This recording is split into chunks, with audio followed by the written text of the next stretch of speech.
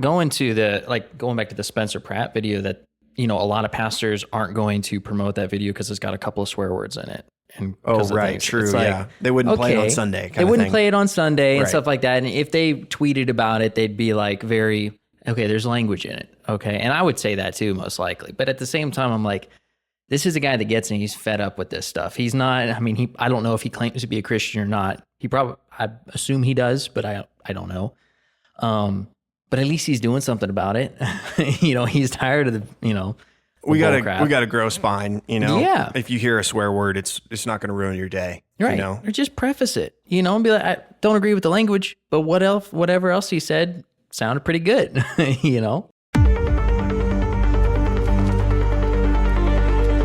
It's the Reform or Die podcast, where nothing is off limits and everything must be reformed.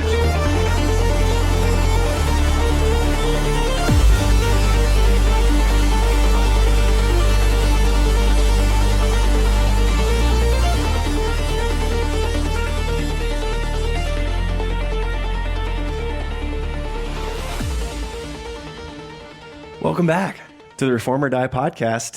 Again, it is your host, Kyle, and we have Thatcher here. Hello, Kyle. And also Jacob. Hello, Kyle. And just take a moment to be thankful for Thatcher being here. I'm back baby. Again. Very exciting. It's been a while, man. Yeah, we're happy to have you back, man. Appreciate it. Thank you. Don't be sorry. Well, no, the man has a life. Okay, I get sharpened by you guys. He has a life. He has other priority and commitments, and we respect it. And actually, one of those, we don't know when, but we want to host another prayer night coming up soon. I don't know if you've tentative, if you want to say anything, or just say that we'll probably next week and a half or two, maybe another night. I'm hoping from either next Friday, the 17th of July, or the 24th of July. Okay. That's exciting. What I'm thinking, yeah. That'll be good. Yeah, we're trying to promote prayer through the podcast. Just, hey, if you're not in our area or you don't know any of us, we encourage you to pray. It's a good thing. Pray to Jesus Christ, God the Father. So, amen. So today's podcast, we have kind of a scattering of topics. One of which was the trial. Well, not trial. What did you call it earlier? Preliminary hearing. Yeah. For, I believe the name is Tyler Robinson, Charlie Kirk's presumed or on trial You're murder. Supposed to say alleged. Alleged, okay. Yeah. Presumed is not the right word. We're going for alleged. I mean, the video evidence is pretty strong, but you have to give a fair trial. So they're doing that. They're going through the evidence right now. What's the thing about a speedy trial, right? Isn't that supposed to be in there too? Isn't it supposed to be a speedy trial? Yeah, well, that it is, I think. Yeah. Yeah. Well, we're not doing that these days. Oh, you mean how speedy are you thinking?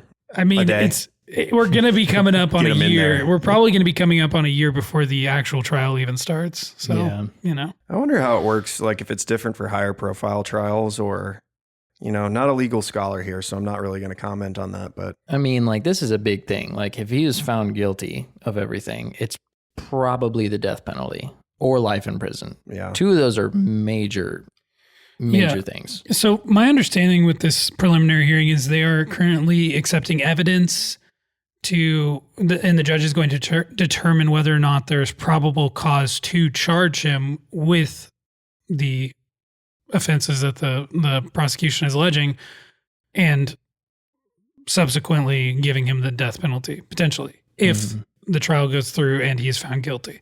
So they're kind of right now setting the groundwork for, do we have the evidence? Do we have probable cause to say that this is what he should be charged with?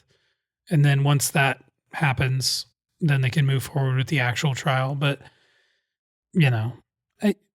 despite what some people on the internet might say, like Candace Owens. They're giving me a knowing look right now. You didn't have to say her name. You didn't have to say her name. But some people, despite what some people say, it looks pretty much like this is in fact the person who killed Charlie Kirk. Yeah, I haven't been too happy with the people who are, saying there's some huge elaborate conspiracy. I mean, if you want to say the official story that we've had so far is not right, I'm open to your arguments for that, right? But I do think there's been a lot of just knee-jerk reactions from people that are saying they're right-leaning that are kind of, I would classify as quite over-conspiratorial and really, just doubting the official narrative is one thing, but like accusing, Erica, who's like a widow now, of being in on the plot, and like, the story's changed 1,000 times on how and what and when and where. And I really just have low tolerance for some of that stuff. And I had a verse that, someone shared on Twitter, so it had to be a great verse to share. So I picked it out since I don't think you guys had one for today. So I'm stealing the show here. I think Thatcher had one. Be my guest. Okay, well, I'm going to share one, and then Thatcher might share one here in a second. So we're trying to do the scripture thing. Maybe I'm pulling this out of context, and you can tell me at home. Write us, We have a Discord that people can join now, actually. Oh, we sure do. And if you go to reformordie.com, you can jump in.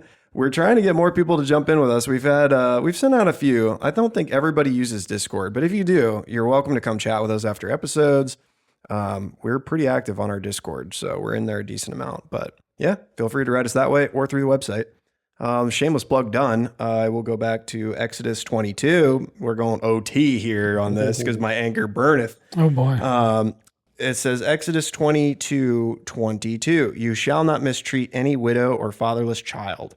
If you do mistreat them and they cry out to me, I will surely hear their cry and my wrath will burn. And it keeps going.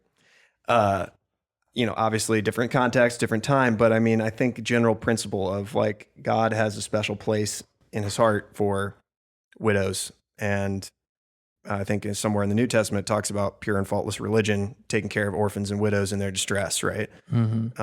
I would say someone who had her husband publicly murdered on, basically a live feed at a college campus in America would qualify as someone who deserves a bit of our charity and help. And, And like, that's not to say that like women do not murder their husbands. That does happen. It does happen. Notably, I was just reading in an article about the hearing that's going on. The defense attorney for Tyler Robinson, the last case that she did was of a woman who poisoned her husband by putting fentanyl in his Moscow Mule. So women do murder their husbands. Was it financial? Like she thought she'd get the house or something like that? Yeah, I don't know. It was crazy. She went to prison. She didn't win that one. Right. So this defense attorney is not looking too great. But that being said, usually if you're going to consider someone as a suspect, there has to be some kind of evidence, and say what you will, whatever you want to say about how people are acting in this case. I have not seen any evidence to say, oh, Erica Kirk planned her husband's assassination. I think that is just like that is just like sensationalization, and like people just eat that stuff up. People want there to be some kind of big mystery, some kind of huge plot. Granted, I'm willing to question the official narrative of this whole thing.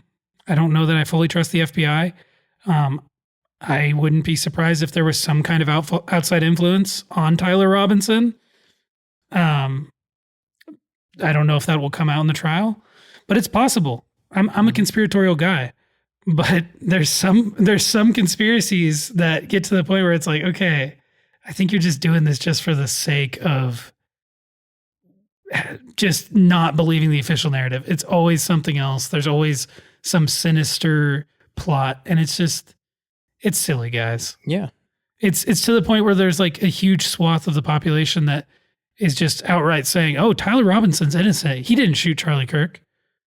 It's like, really? It's going to be like a Scooby-Doo episode where they it's actually Erica Kirk under the Tyler Robinson mask, once he jumps off the building or whatever on video and runs through the woods. It's like, and it was Erica Kirk all along. It's like, and I would have gotten away with it too. It's like, no, this is not what we're talking about here. Yeah, this is not a Scooby-Doo episode. This isn't a TV show or a movie where it's these super elaborate, crazy schemes by someone who is like the closest person to the individual.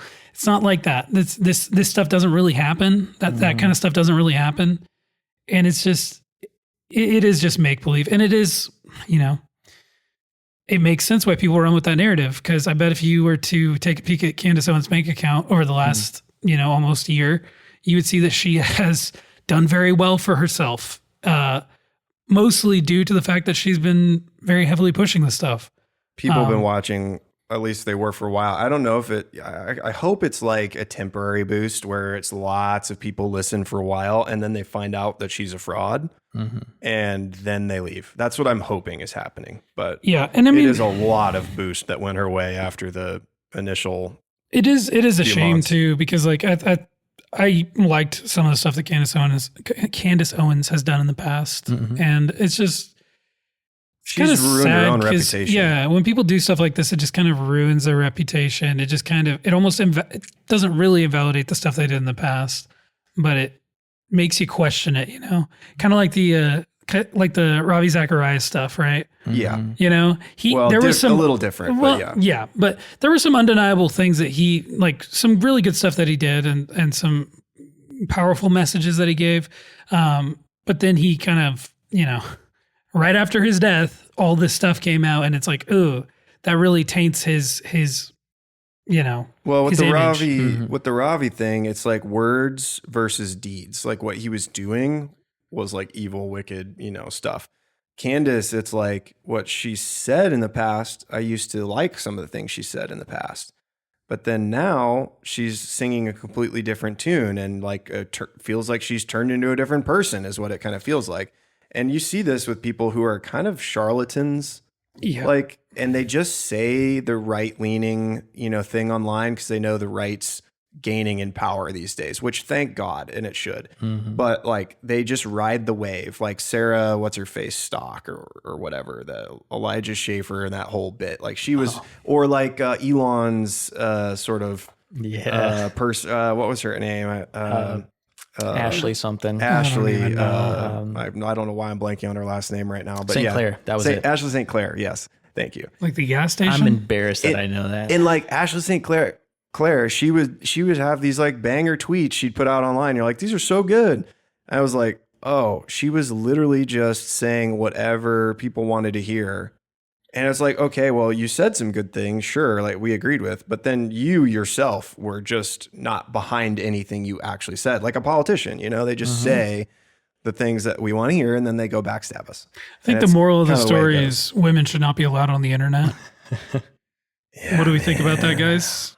I mean, sorry, am I not allowed That's to have a big can of worms. Am I not allowed to have hot takes? Is that the episode we want today? I mean, do we want to take on that fight right now? Well, there's nobody to fight against us. I can say whatever I want. That's true. We didn't invite any women on the podcast, nor have we yet. So maybe we are the chauvinists you're making us out to be right now. This is a very sexist podcast. We don't allow any women in here. It's male only space. I mean, not to drop the bomb here, but I do kind of feel like men should be leading, you know, in lots of ways. So I'm glad that we're trying to do that, though. We are trying. I'm sorry. You know? Yeah, we're trying. A lot of people aren't, though.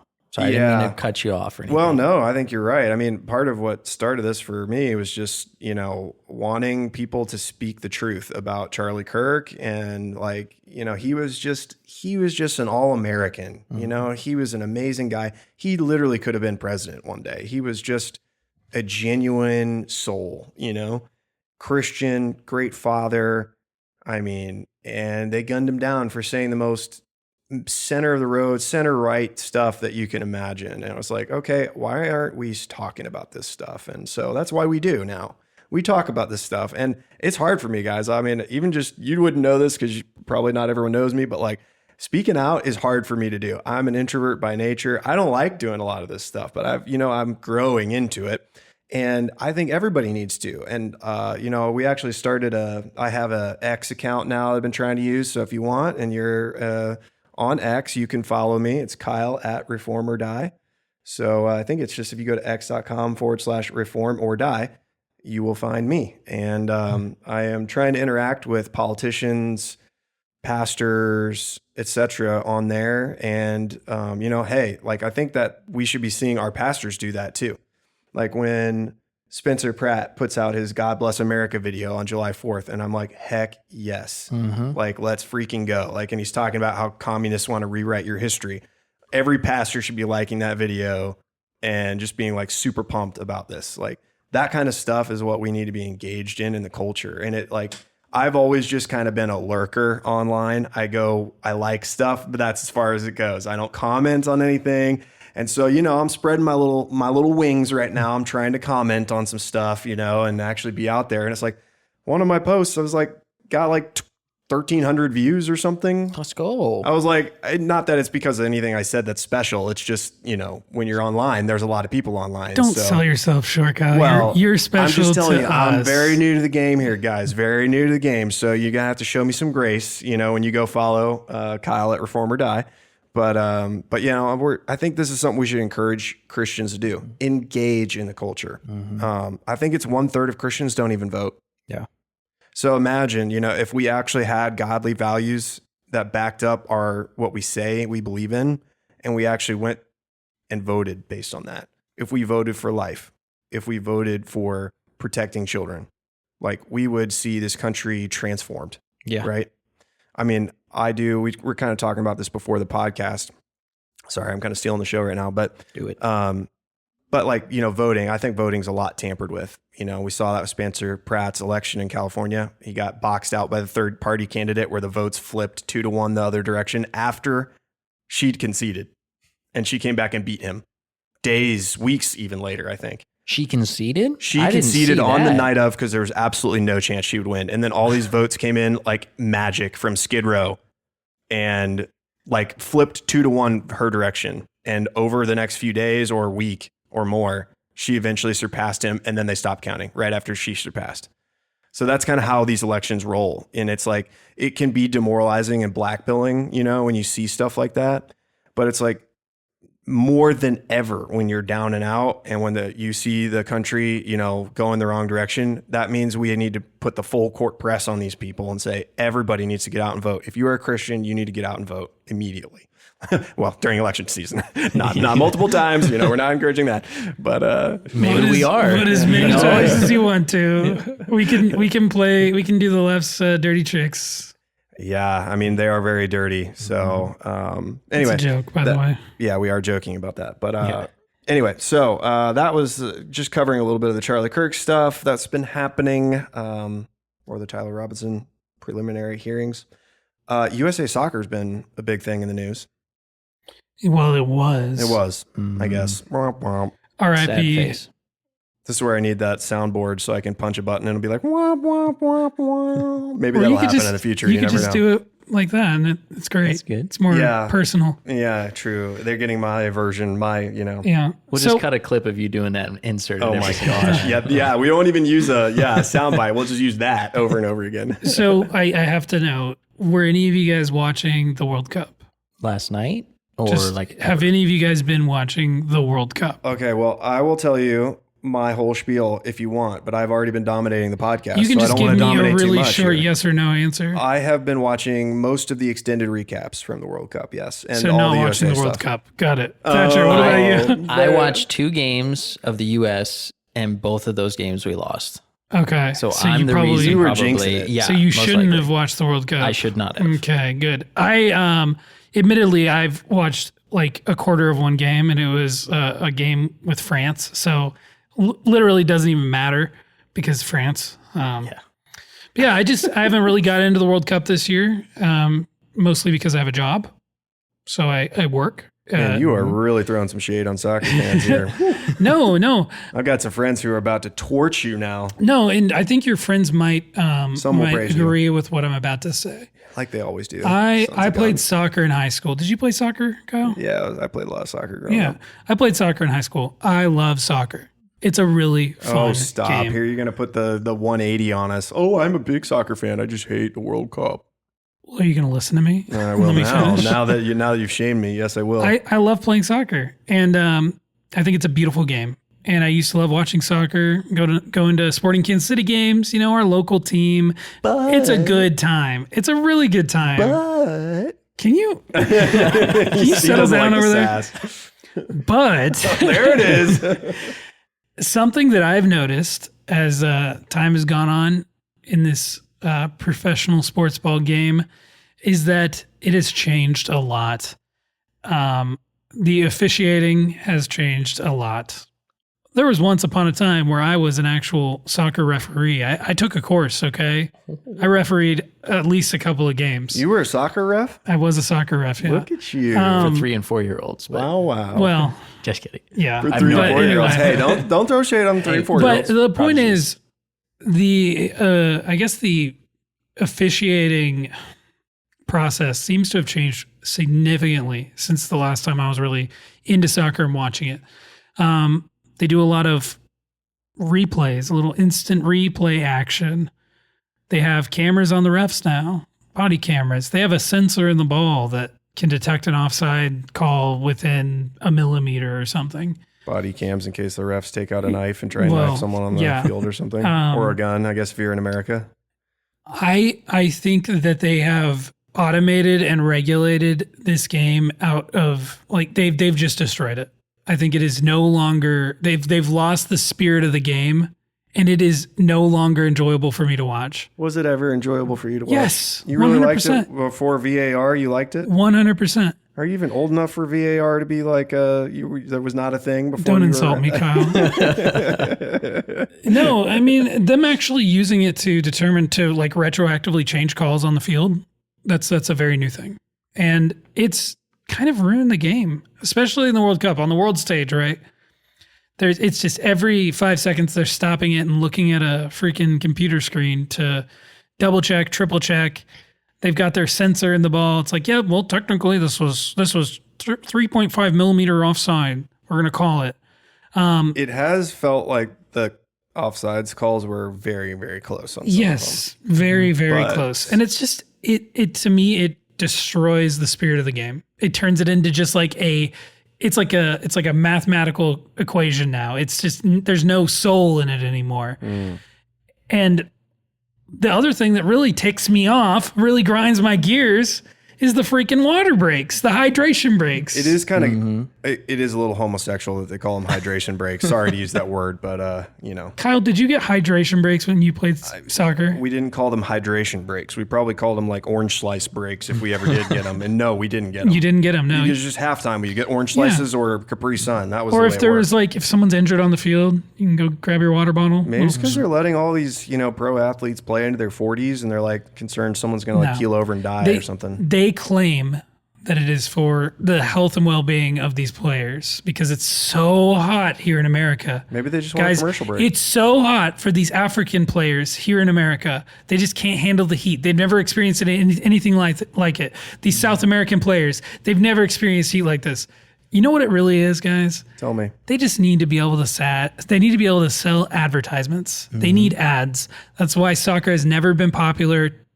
It's never been a popular sport in the United States. It's because you can't televise it and make money off of it. Well, okay, you might have me there. All the rest of that gobbledygook, I don't know if I agree with most of that, but You should agree with all of it because it's just true. It's just facts. lots of gobbledygook. Thatcher, what do you I think? have Tell an Jacob he's idea. wrong, please. No. I'm not saying you're wrong because I've played a ton of soccer growing up as well. It was pickup. It wasn't anything organized, but I played a lot of soccer. Didn't Good. enjoy watching it as much.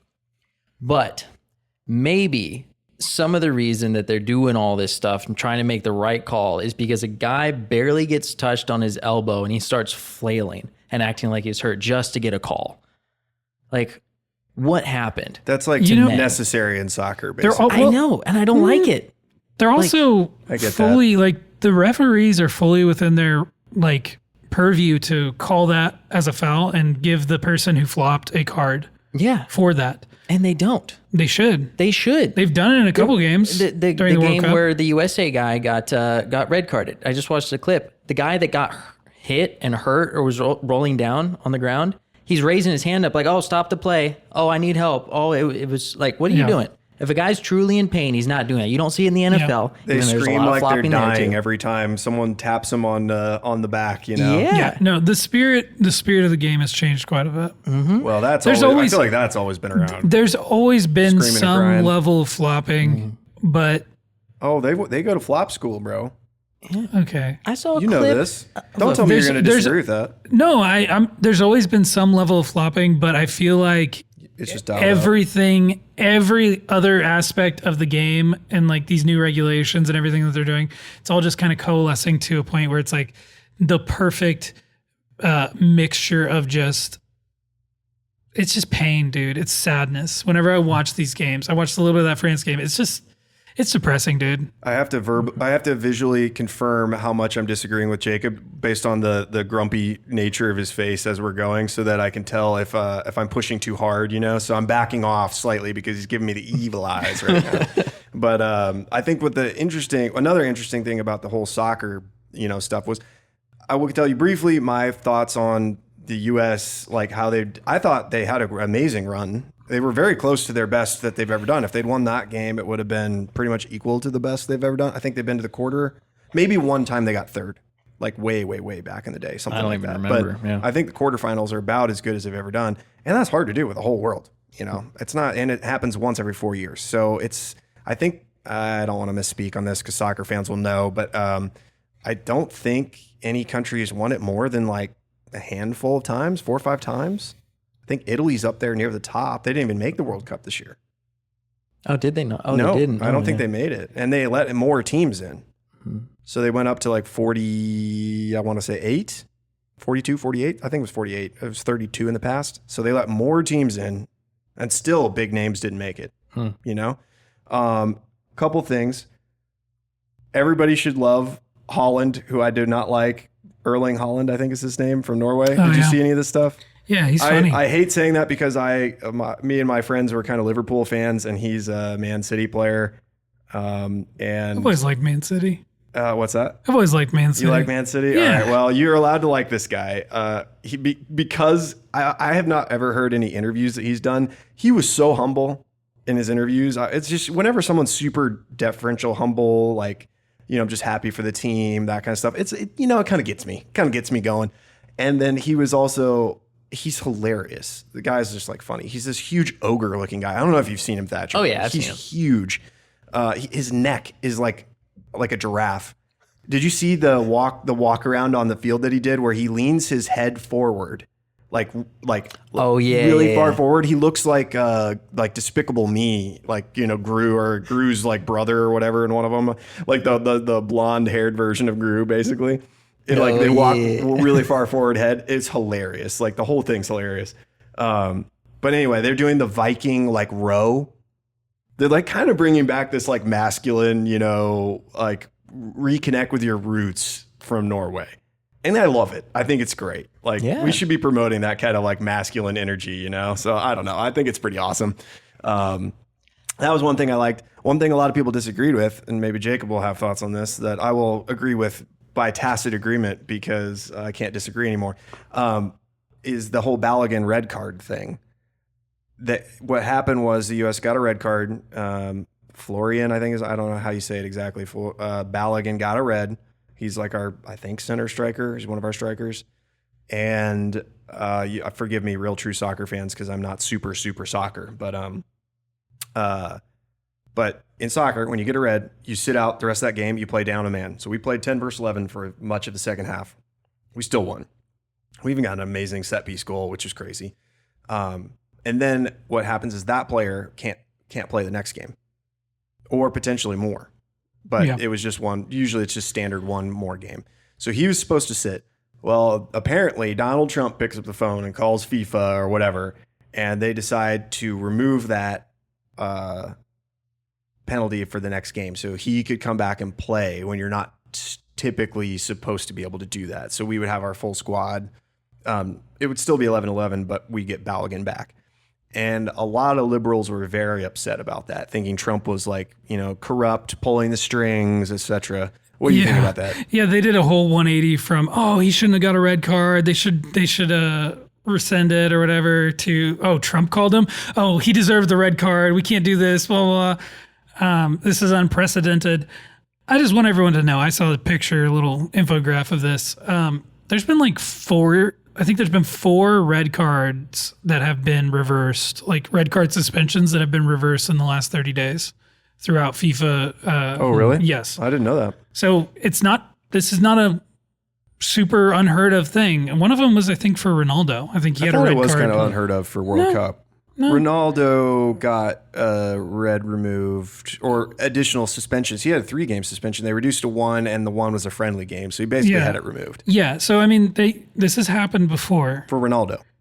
And a couple of other players. Yeah. That were not, not the names that everybody knows. But it's not unprecedented. And so what? I mean, it is in the rules. It is in the rules. I think whatever they have, for some reason, I'm remembering Article 27. I have no idea if that's the article. Maybe you'll have to go look it up. But don't try to act smart, Kyle. I'm trying to act as smart as I possibly can because I need it. Article 27. Article 27. Thatcher can real-time fact check us again. I really enjoyed that. It just gives us the haymaker at the end of the episode when we get anything wrong. It's perfect. I don't know how to look this one up. Don't worry about AI overview at Thatcher. It's always right every single time. As we've joked about before. But anyways, I'm talking fast today because I'm trying to get words in before Jacob You're talking too fast. cuts me off. Yeah. No, so I get what you're saying, but there is precedent for this, for red card suspensions being removed, right? Also, who cares, right? I think what it's does great. it matter? Great, we got him back, right? Here's my argument. If we have a president that is able to call up FIFA and say, you guys need to take another look. I really don't think that this was a good call. Let's go. And then the director of FIFA is like, sorry, Mr. President Trump, I'll correct that right away. If he has that kind of power and they just let it happen, like, dude. Probably a good Awesome. sign in some ways, I guess, meaning we're powerful. I mean, I like to be powerful rather than some other country being powerful. Like, would you rather that be like Russia, Ukraine, Israel, China, name your country? Like, I'd rather it be us than any of those. Like, France. given the opportunity, I'm pretty sure you would want your leader of your country, if he has the power and capabilities to do that, to give your team the best shot at a World Cup. Why Yeah. not? Like, Well, and I mean, really what it needs to be, everyone knows FIFA is like a corrupt organization, but at the end of the day, they just needed a very clear appeal process. Because if it were clear how you would have to go about an appeal, then it wouldn't look corrupt. But because there wasn't like a clear way to appeal, I mean, that red card was a bogus red card. And they didn't even call it on the field. They waited, to Jacob's point. I hate agreeing with Jacob on podcasts, but I have to do it here. VAR. It was a virtual review after the fact, and they were like, red card, you're playing down a man. It's like, I don't know if I like, Yeah, that's silly. I don't know if I like video analysis for that kind of stuff. Like retroactive red cards like that. It's like, because it looks bad in slow-mo, which apparently they're not supposed to use slow-mo for reviewing for red cards.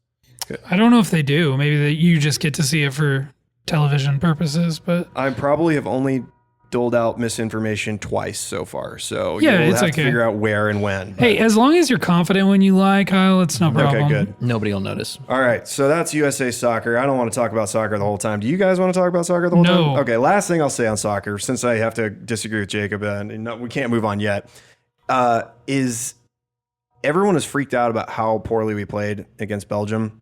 And we did play poorly, no doubt. But I mean, I feel like people kind of got upset real fast.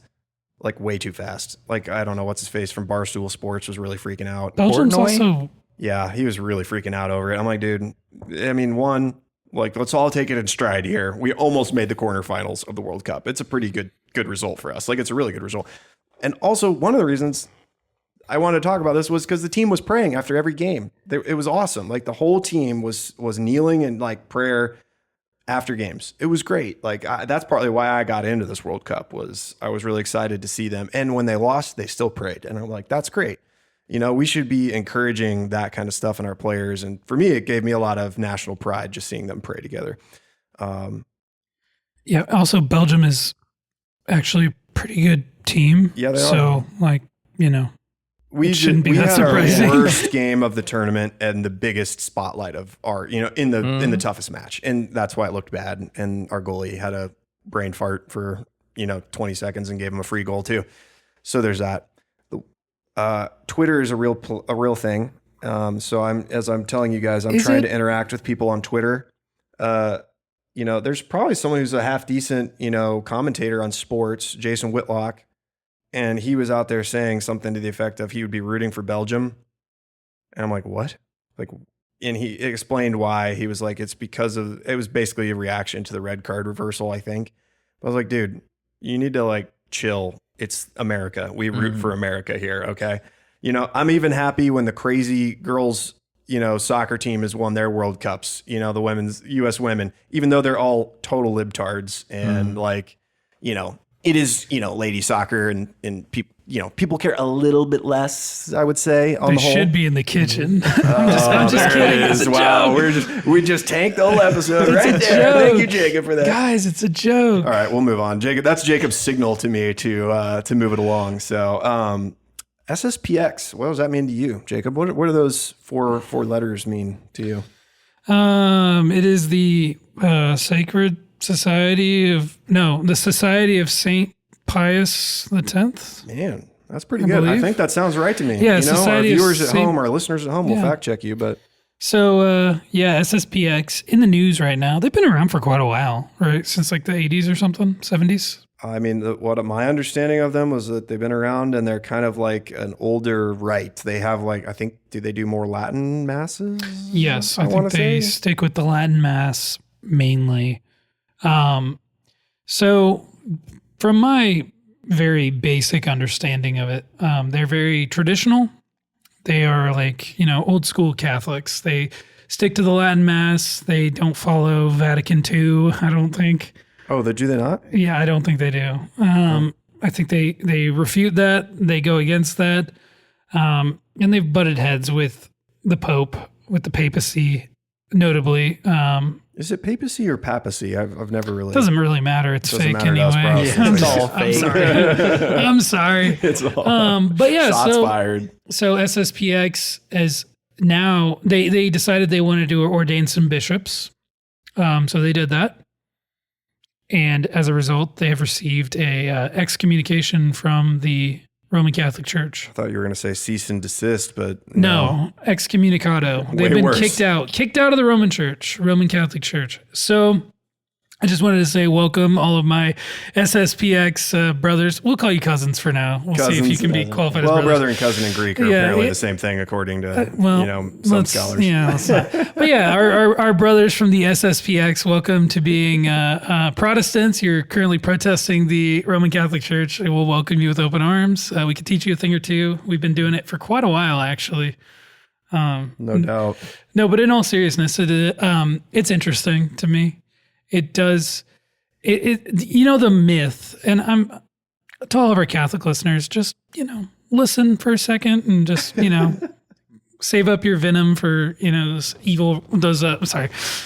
mean replies that you're going to send to Kyle. Oh, yes, it's always to me too, even if you say it, of course. But to me, it shows that the Catholic Church is in fact not this big homogenous thing. Okay. I'm going to never hear the end of this episode. This is my opinion. This is Jacob's opinion. Okay. Phew. If you guys want to refute this, talk to me about it. I would love to hear your argument. But for the way I see it is that the Catholic Church has factions within it that are warring with each other, and eventually they get kicked out, but you can't deny the fact that they're a part of the Catholic Church, at least for a little while. SSPX is not the only one. I'm trying to remember what the other big one is, but I can't remember. Also, notably, the Orthodox Church. Yes, notably is a good word for it. Another big deal that happened a while ago. But yeah, so it is not this big homogenous unified thing. So just food for thought. You can't just kick people out and then say, yeah, we've always been pure and untainted and totally unified. That's just not reality. Thatcher, I think this is how Jacob is planning to get people to come to our Discord through the reformordie.com. Yeah, click fight the link me, at the bro. top and join our Discord so that you can @ Jacob and not me after this episode. Hey, I'll throw the same shade to Protestants as well. We're not unified. We have a lot of disagreements. There's a good amount of us that are unified, but there's a ton that are not.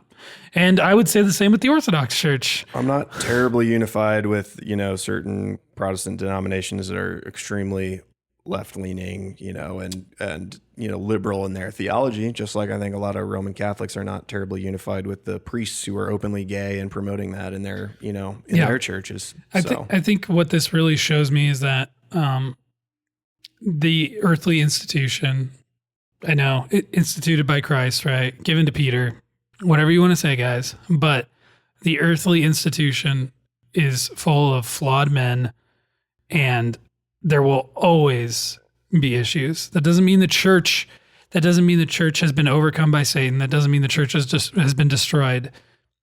I think the idea of the church has been lost on a lot of people. I think the true church is within the believer, right? Each believer in Christ is a member of the body, right, of the one true church. And for that reason, the gates of hell will never prevail over it, right? It's not possible. These institutions, they are finite. They will come and they will go. And it's just something to think about, guys. Be honest with yourselves and think about it. It's kind of interesting that you said that because, Roman Catholics view it very opposite of what you said. And I'm not taking their side here, but, just the way that they view it is the church is the one that's protected and will never fail.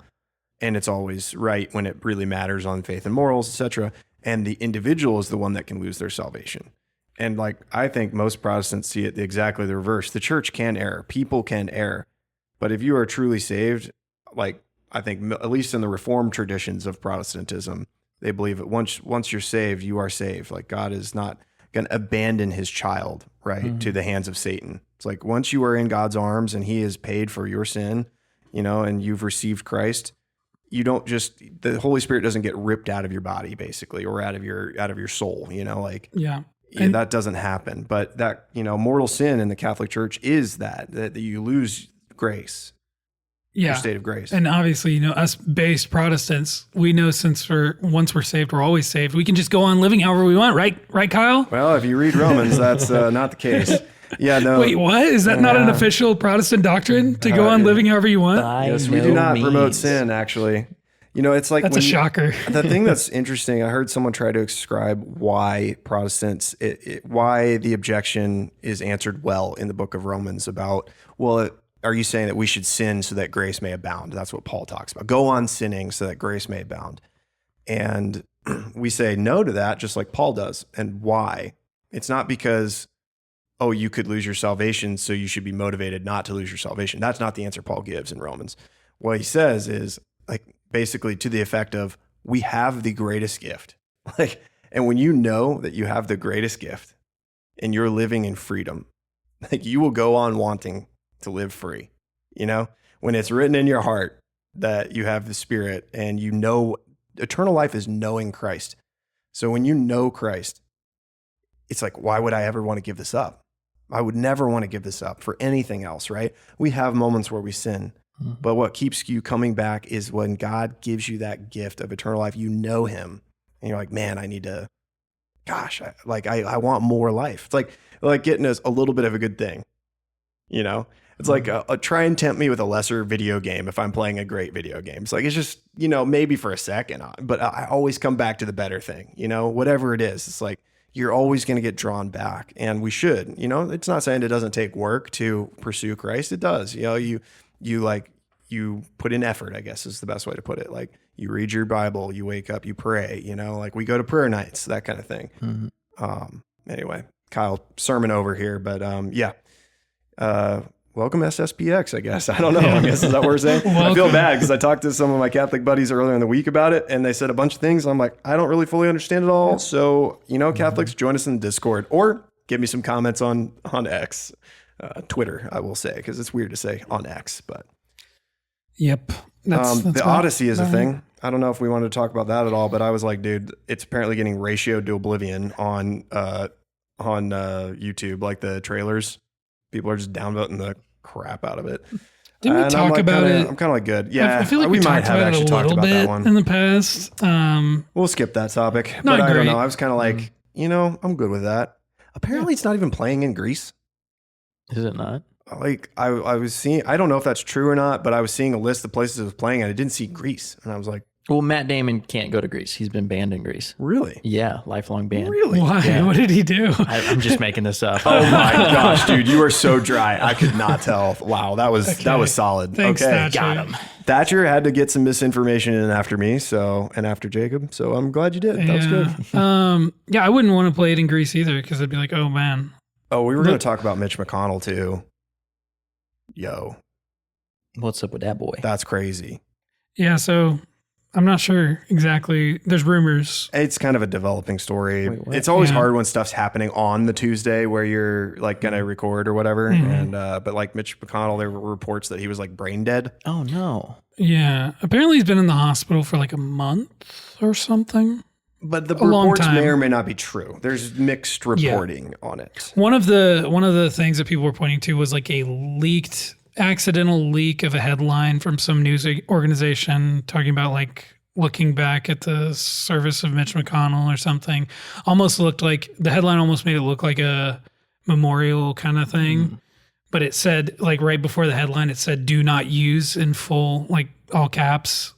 So it was not supposed to be there. I think it was very quickly taken down, or I don't know how it even leaked. I didn't even hear that. Interesting. But yeah, so there's reports from some people that he is allegedly brain dead. We know that he's had a lot of health issues. I've seen multiple videos of him like falling over in the Capitol, and you know, Those are crazy. yeah, Dude is so old. You just can't be that old falling over and be an elected representative. Yeah. I don't know how we fix that though, Well, but this is just, to me, it's wrong because it's elder abuse is what it is. We should not be pushing someone out in front of cameras, in front of Congress, who's in that state. That's like, it's kind of like what they did with Joe Biden. Yeah. I would say maybe a little more extreme with Mitch McConnell just because it's like very obvious. they're both But bad, but it is very obvious. with yeah, Mitch. it is elder abuse. You are taking someone who is, you know, advanced in age and who is obviously suffering some physical ailments, and you're forcing them to basically go out and engage in all this stuff, and it's not good for them. You know he's not actually making the decisions that he's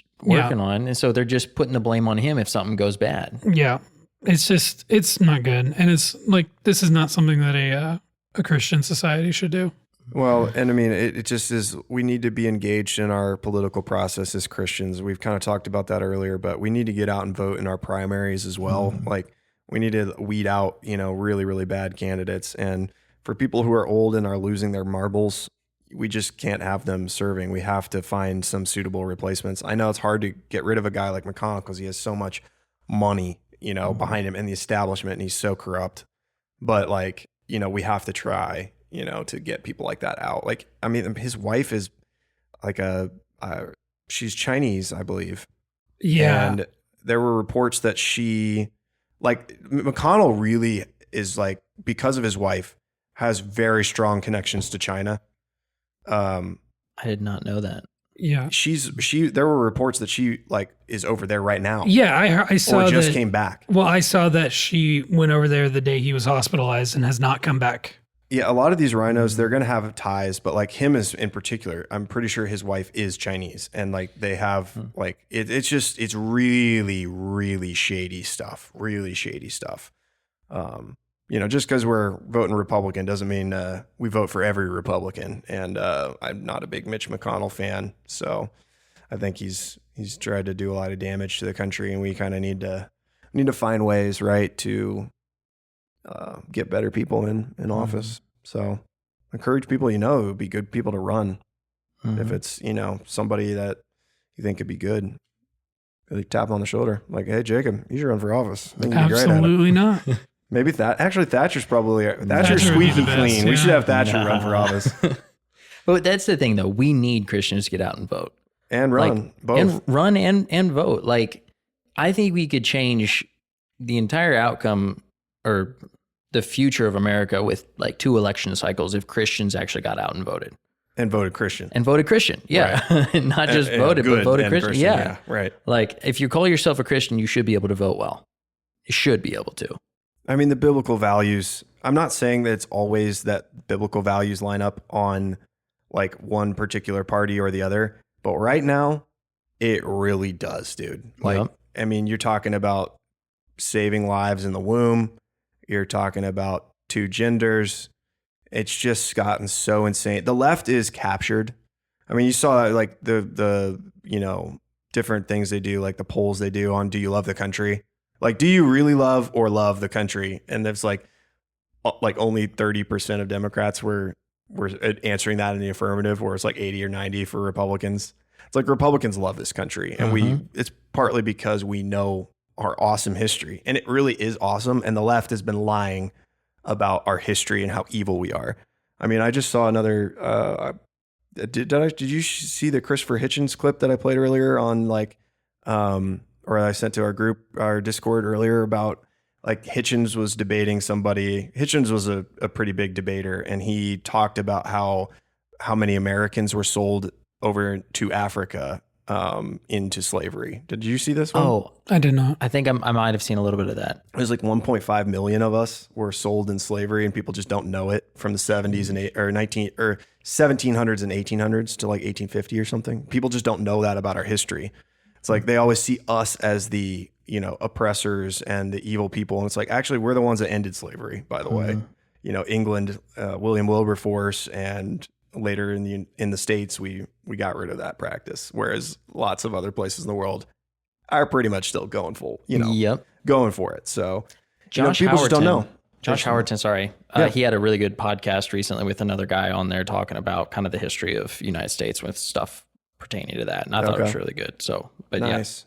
Yeah, I didn't know that until you sent that clip about. Yeah, maybe I'll have to give it a play at some point. We don't have to play it here, but I'll put it in the show notes if I remember, so you can check it out afterwards. But yeah, it's pretty intense. Christopher Hitchens, we're not opposed to sharing good clips, even if it's from someone who's an atheist. Rest in peace, I guess. But you know what they say about a broken clock.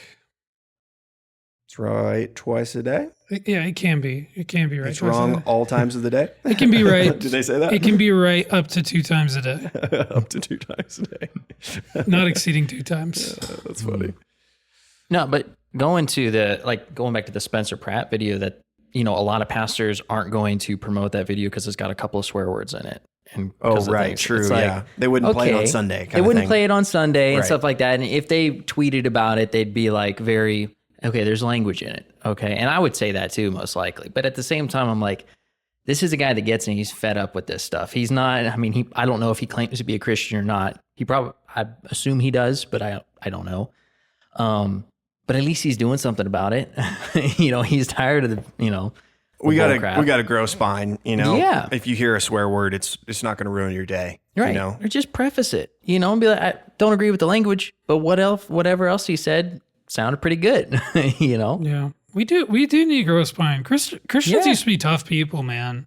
You had to be. Back in the day when they were burning Christians and stoning them and flaying them and crucifying them and so on and so forth, you kind of had to have a spine to be a Christian. Mm-hmm. It was a life or death thing. It was a big deal. And we've been lulled into complacency and just like this place of comfort, especially in the United States, to where we're just weak. We're like a little bunny rabbit, and weak and silent. I mean, that's partly why we do the podcast, right? And I think we want to have more people on so other people also get a chance to just say stuff that's Christian, and at least we're trying, we're trying to speak out. It's so important, because if you're silent, you don't realize, but you're basically tacitly accepting the values that are being promoted in the culture. Like when someone speaks up and they really don't like something and they're the first to the conversation, usually your tendency is to what? You don't want to push the issue, or you don't want to push back, right? So when we're the first to the cultural conversation as Christians, what happens? We set the tone. Mm-hmm. We dictate the Overton window. We are the ones saying, look, it's not cool for a gay couple to adopt a child. It's just not cool. We're not good with that.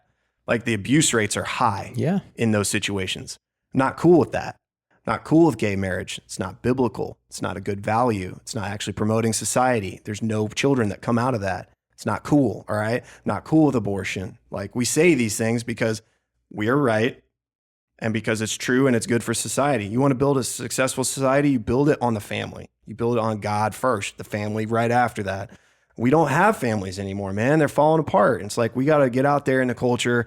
And even if you don't like Twitter like me and you're a little on the passive side, it's bro, it's time for us all to step up and get out there and start tweeting.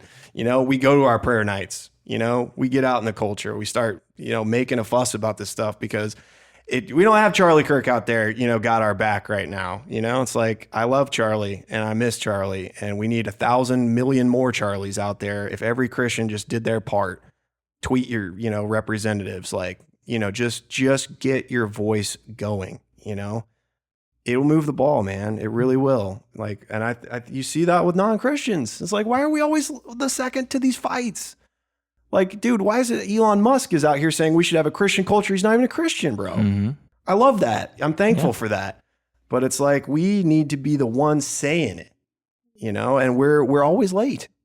We're always late. There's not always. There are some people that speak, right? And we need to follow their example, and we need to get out there and start making it known. So preach it, Kyle. Let's go, baby. Let's go. Give me that pulpit, you know? No, I'm kidding.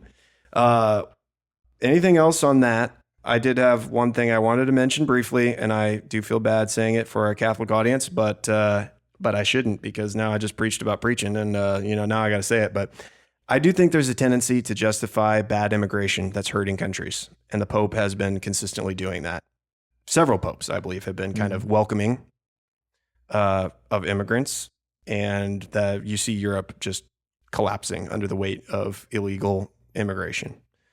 And the Pope basically went out to Lampedusa. I don't even know how you say it. It looks insane. The Pope Leo climbs the highest rock overlooking the Mediterranean, where thousands of migrants drowned while seeking a better life. He walked to this arch, and I think it was 20 different people that were coming across, seeking a better life, right? Military age men seeking a better life, and I think this happened in the past. I want to find the tweet. I wish I had it right here. I don't, but this happened in the past. And one of the migrants that was welcomed by a priest ended up murdering that priest. It's like, and you just don't hear the aftermath of the stories, Oh, it's compassionate. It's like, oh, it's so compassionate. But you just don't get why are there skyrocketing rapes and murders in the UK? Well, okay. Well, what about that, report that came out about all this stuff? Yep. We don't hear anything from the Pope on that. And I think faithful Catholics are with me when we criticize the Pope, because they know they want their Pope to be better too. So I hope and I think that most Catholics are like, yes, we want a better Pope. We want the Pope to back Christian values, right? Mm-hmm. And, they would say, well, our church isn't erring, and I'm not going to fight that fight right now. But I just say, all faithful Christians, we should be promoting good values, no matter where we see people err. If it's my pastor that's saying, we want more Muslims in America, it's like, sorry. Mm-hmm. No, we don't. Ship them back home. We don't want them here. I'm sorry. They may be wonderful people, but their ideology is cancerous to a Christian society. We don't want that here. It's a reason why Muslim nations haven't risen up and been the crown jewel of the world, promoting freedom and virtues. Not saying America's perfect. We're certainly not. But when you go through that list from that Spencer Pratt video that we were talking about before the show, and you see all the amazing inventions and healthcare and other things that our country has created, it's like, why did it happen here? People say, oh, it's just random. It's like, no, it's not random. We were like a Reformed Protestant Christian nation, basically, at the founding. There were Catholics, some Lutherans, but by and large, a Protestant nation. And it's like, there's a reason why all this stuff has happened here. Yeah. There's my soapbox, Thatcher. I'm done. I promise. I love it, Kyle. I just owned this podcast. This is my podcast. I'd had a couple of those espresso chocolate beans beforehand, Oof, boy, I shouldn't be doing that before these podcasts. Jacob's shaking his head like, what a dodo. Oh, no, I'm fine. Yeah, he's loving this. What else you got, Jacob? You got anything on your agenda? On my agenda? Where's our Middle East report? Are we going to get our Middle East report? Our wartime correspondent. Yeah, guys. Wait, is the war over? War's not over, no. Oh, is it still going? I thought it was over. Did we unblock Hormuz? Despite previous claims. All right, give us the high level view. Honestly, man, I haven't kept up with it a ton. Although I do know literally today there was another ship that was hit by 2 missiles from Iran. Oh, really? Today? Yes. Jeez. And by the way, guys, the strait's open. By the way, guys, the war's over. But 2 more. It was hit by 2 missiles, and apparently the U.S. is planning retaliatory strikes, which retaliatory strike followed by retaliatory strike over and over and over again does not feel like the war's over. So don't overstay your welcome, Jacob. Don't overstay your welcome. I'm not trying to make some big claim or anything, but I do feel a little vindicated. I know back when we did our Iran war episode, I did say this was going to last a lot longer than 4 to 6 weeks. Oh, well, definitely it was double 4 to 6. Definitely lasting longer than 4 to 6 weeks. I truly hope that we can come to a solution in this, and that we can. I don't know what the solution is at this point, but I hope that we can come to a solution, because I do think if this continues, if the strait keeps, closing or remaining closed, and there's continued hostilities in the region, it is going to start to hurt us severely, economically. It's not going to be good. I'm not pushing back at all, even though I want to severely, but Well, it you is shouldn't. close to the end of the podcast, and I am trying my best to just rein it all in here. No, so you I'll shouldn't let Thatcher push back. take you on. Like I said, like I've said in the past, I do not envy Trump's position that he's in. I kind of feel like he put himself in that position a little bit, but that's where he is now, and he has to deal with it. And I do not envy having to deal with this situation, because it sounds like it sucks. Who would have guessed? Who would have guessed negotiating with Arab countries is a royal pain? On that, we can agree. So yeah, it's a sticky situation. It's not good. And I really hope it comes to a conclusion for both like the preservation of human life and the preservation of whatever economy we still have. We need to preserve it, and we need to improve it. And this is not helping. So That's our wartime correspondent, Jacob. He is quite a guy. We don't always love every take that Jacob has, okay, quite frankly. But no, that was good. Thank you. Thank you for that. I don't 100% agree, but I hear where you're coming from. I didn't think it was as bad, but like as that currently. I thought we were kind of like getting out of there for the most part. no, We're not really.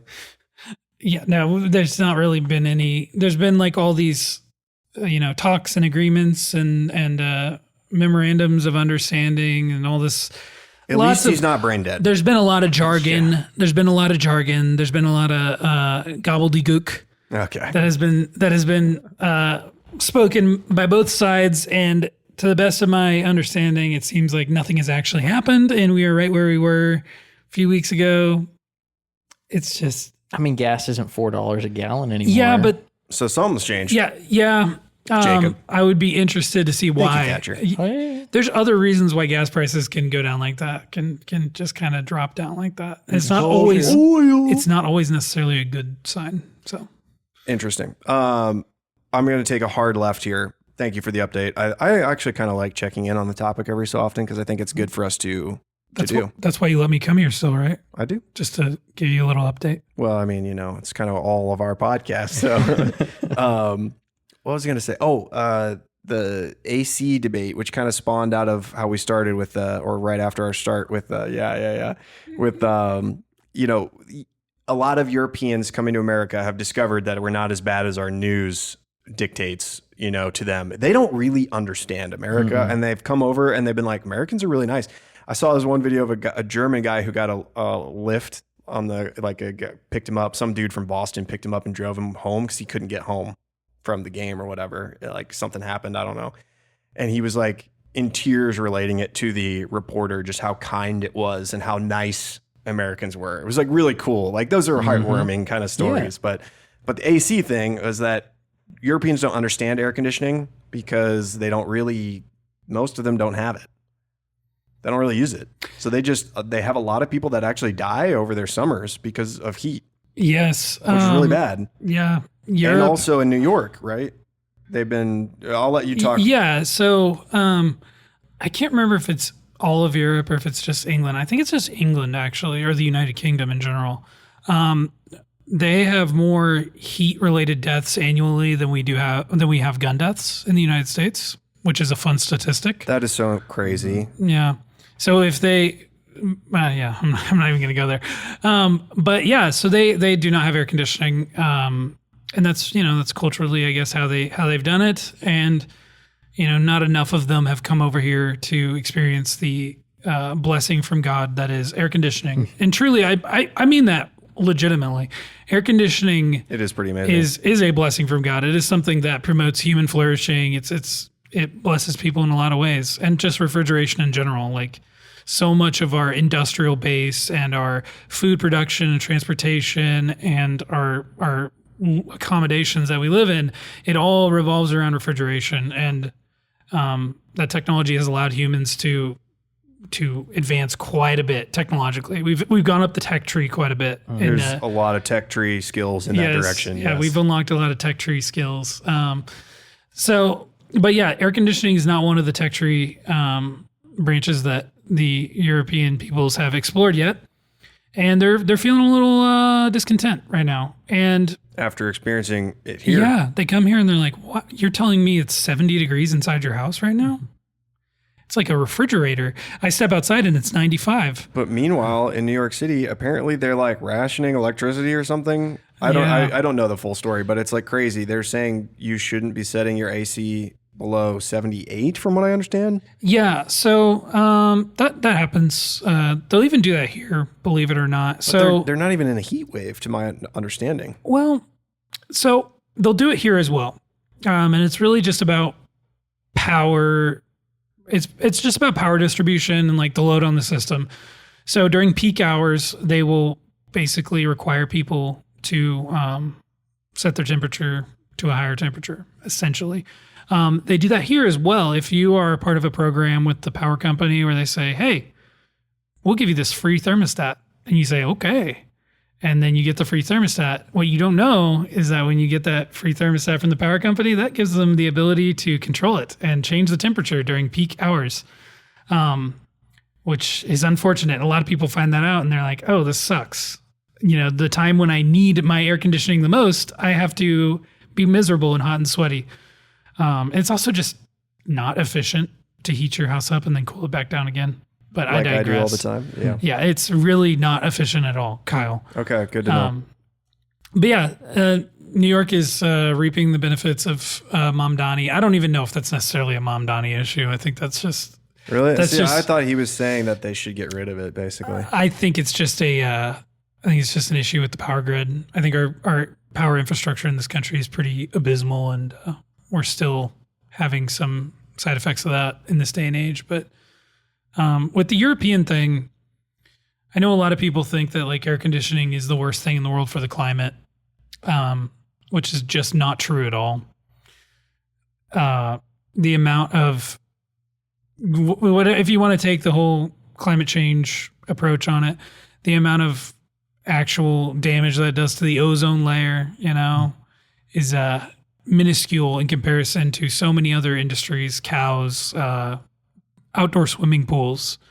I heard the cows thing is just kind of made up, but like it is interesting too because a lot of billionaires have changed their tune lately. It's because it's all made up. Yeah, that's right. I mean, it is kind of. I mean, you see, like Bill Gates is like, well, climate change isn't too big of a deal now. All of a sudden, it's like, what? Well, yeah. How comes that? Because he was like very against all this stuff for a long, long time, and now he's changed his tune. Well, it's because of the data centers. We need data centers, right? Got to balance it against human whatever flourishing. I think he said to something to that effect. But yeah, I work in the HVAC industry, so I'm familiar with like the Environmental Protection Agency and all the regulations they put on this stuff. And yes, residential air conditioning and even like commercial air conditioning is the smallest little percentage of the entire refrigeration pie. It's almost inconsequential. And the amount of dangerous emissions that they put off from accidental leaking of refrigerant into the atmosphere, it's almost nothing. It's like a rounding error on the environmental impact scale of things. So you'll see a lot of these European people and they'll say, oh, it's like, we don't want to use all this electricity. We don't want to pollute the environment. It's just so bad for the environment to have air conditioners. It's not true. It's just a lie. And they believed it. And I think we're going to see a lot of Europeans. This might be enough to start some kind of civil war over there. I'm not even joking. AC? Yeah. I think air conditioning is enough. I would revolt over air conditioning. If they told me I couldn't have it anymore, it's game time. That would be rough. Ice and free refills too. Yeah. Oh yeah. The Europeans are getting free refills. They can't even believe it. They're like, what? Yeah. It's like a different cultural thing. Yeah. They're gonna get air conditioning. They're gonna start building nuclear power plants, and then the world will finally be at peace. That's all it will take, guys. And also Christ. Christ is the main thing. But I do have a feeling if there were more Christians over there, they would start building nuclear power plants and putting air conditioning in their buildings. I mean, that's about all I had today on the, we covered AC, we covered U.S. soccer, we covered, the preliminary hearings for Tyler Robinson. We talked about SSPX. We joked that we were going to talk about the Odyssey, and we really didn't. We have a Discord. Come join us, chat with us. We have, at least me, on X. I know you guys probably do news and engagement in other places, but for now, you can always follow me on X. Look up Kyle at Reform or Die. What else do we have? Announcements? Anything? I mean, final thoughts? Absolutely nothing. Other than my plea to everyone to continue praying.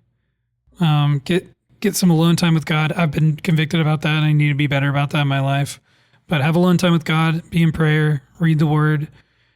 Pray for your pastors, your neighbors, your family, and the nation, really. And just remember that Christ is King. Christ is King. Thatcher, what do you got for us? Just a verse talking about everything that just kind of is piling up, seems impossible to get change to happen, good change. But Matthew 19:26. But Jesus looked at them and said, with man, this is impossible, but with God, all things are possible. So just like you said, Kyle, or Jacob, we just got to pray, be on our knees in prayer, seek Christ, put him first, and it'll all work out. Amen. It's good. Trust in the Lord with all your heart and don't lean on your own understanding. That's one that always gets me, man. I like to lean on my own understanding, but I really don't, because trusting is better. You're much more at peace. And yeah, we just keep seeking the Lord, people. We hope to encourage you, not just talk about the news entirely, but seek him in all things. And we're thankful that we can do this and just try to put out a good message into the culture and into the world. Hopefully a very Christian message. We do pray before these that God would keep us from error. So if you think we've erred in any way, feel free to get in touch with us. So love you all, and I think that's it. So till next time, it's been Reform or Die. We'll catch you later. Peace.